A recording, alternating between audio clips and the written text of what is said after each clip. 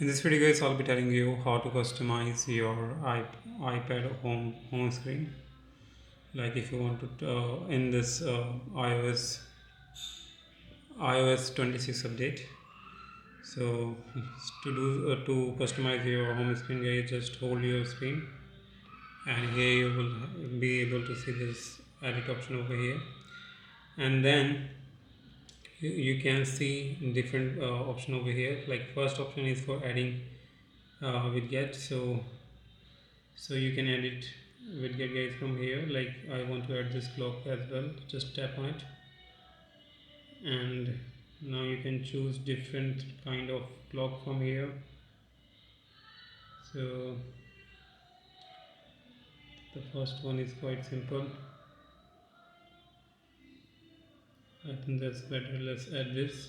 So that's how you can guys add it. That's how you can add any widget over here on your home screen. Then on customize, you can change your app icon like dark, clear, tinted. You can also change darkness, and you can also keep it as no auto, but my favorite is dark one, so I always keep this as dark one. And also you can change the brightness of your icon as well from here.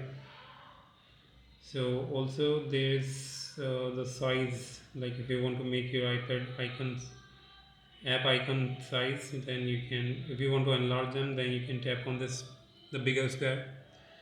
So yep, once you do this, that's the second thing you can do on your home screen. Third thing you can do it, you guys, your edit wallpaper. So from here you can add your wallpaper. Like you can choose in solid color, gradient, and blur as well, or you can add your own photos. Third, fourth thing you can do it, edit page. So you can add or remove any page from here. Like right now I have my iPad has 3 pages.